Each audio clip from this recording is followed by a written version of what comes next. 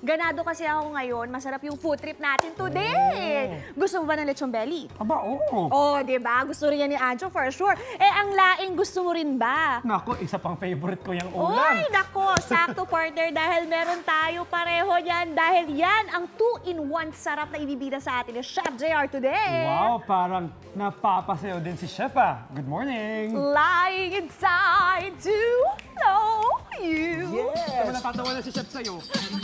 Dying inside to hold. I couldn't believe. A blessed morning, Shaira and Kaloy.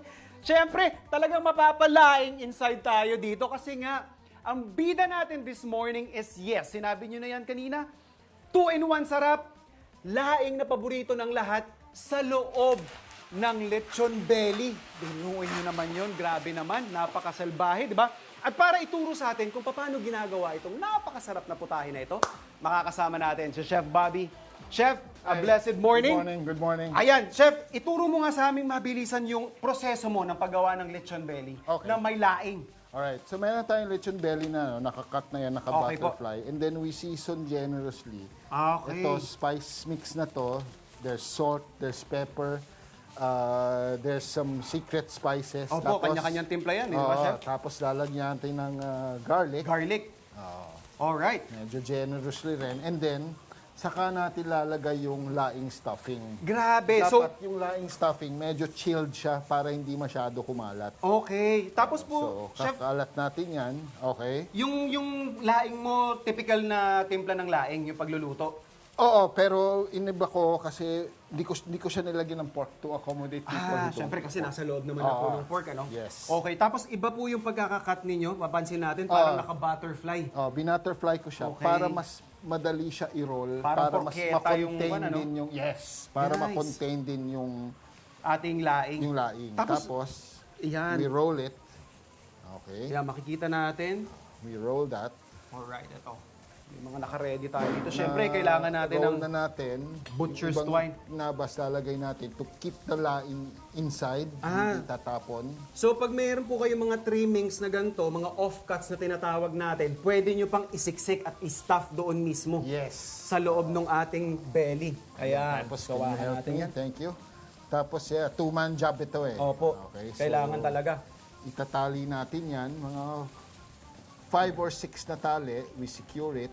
Chef Bobby, paano nyo naman po naisip yung gantong recipe? Hindi kasi ang main product ko when I was starting out was laing. Bicolano Laing. kasi ako.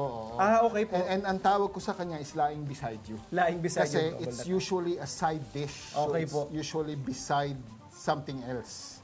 Which Okay? is? Which is beside- pwedeng piniritong pork. Oo, lagi paboritong Yempo, side dish yun ganon, talaga. oo, Oo. piniritong fish. Tapos, one day, naisip ko, pinaglaruan ko lang na kung merong laing beside you, why not magkaroon ng laing Inside you. Lying inside you. Pwede. Ito na yung parang naging idea natin. Yes. Ito yung pinagmulan ng idea natin Correct. kung bakit nabuo yung konsepto ng laing sa loob. Inside you. oo. Yes. Kasi madalas mag-order sa akin yung pork barrel or lechon belly, pinaparisan nila ng Laing. laing. So para Okay. 2-in-1 sa sarap nga, Opo. ginawa ko ng laing inside. Inside. Actually, yun yung parang kagandahan kasi with our innovations, yung kakulitan natin sa pagkain na kung Correct. ano-ano yung naisip natin. Pero ano naman po ba yung parang magiging lasa nito? May naidadagdag ba siyang ibang flavor as compared sa naka-on the side lang yung laing? Oo. Kasi yung laing is very flavorful Opo. in itself na eh. So, Yes. pag usually yung ginagawa namin to a day before, tapos pag na-stuffing na namin, we put it in the ref to chill para mas okay. manuot pa yung lasa. So, because mga 12 hours nasa loob na, so nagpe-penetrate na siya sa oo. meat. Plus, So, of course, may yung coconut oil, pag natunaw yan, it Mas gives off lumalalim. a deeper flavor for the meat. Okay. So, Chef, ito na po yung magiging itsura niyan, ano? Yes. So, syempre, pwede pa nating i-secure yan ng iba pang, konti pang tali. And then, bibake na natin sa oven. Bibake na natin sa oven. Ito, para sa akin to mamaya. Sama na natin yan, Chef. Alright. Ito. So, normally po, gaano po katagal ito binibake? total of mga 3 hours. 3 hours? 3 hours. Okay. Sa 3 hours po na yon, anong normal na temperature ang hinahanap natin? Paiba-iba eh. We start out with a very high temperature Okay. para mag-dry and mag-crispy yung balat. Yung balat. And then, Okay. after a while, we lower the temperature. We focus on the inside naman para fully cooked on the inside. And then, pagdating sa dulo, we blast the temperature again very high para lalong maging crispy and glossy yung balat. Very important po yung tips na binibigay ni Chef, ano? Kasi it gives you a very juicy product. Pero Chef, eto, nakikita natin yung itsura. Diyos ko po, napaka-sinful. Pero ito yung klase na talagang okay na okay. Chef, magkano po ninyo binibenta? Yung whole is, yon crispy, di ba? The whole is 3,000 pesos. It's 3 kilos. And then we also do half orders. Meron na din po. 1,500. I'm sure ngayong magpapasko, pila na ang orders niyan. Oh yes, kaya kung gusto nyo mag-reserve ka agad kasi actually for Mahaba. Christmas, halos paubos na Okay. ang slots natin. Sound check. Pasado.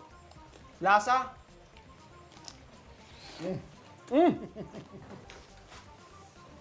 Winner! Ito ang masarap na breakfast. Talo ko yung breakfast na pinakita nyo kanina. Chef Bobby, maraming salamat. Maraming salamat po. Nagkakaroon ng party sa bibig ko. Yes. Ganito mga food adventure, ang panalong-panalo, lalong-lalo na sa breakfast, sa umaga. Kaya tuloy-tuloy tayo dito mamaya. Mumukbangin ko pa to. Kakainin natin ng marami. Dito lang yan, sa inyong pambansang morning show kung saan laging una ka, unang hirit!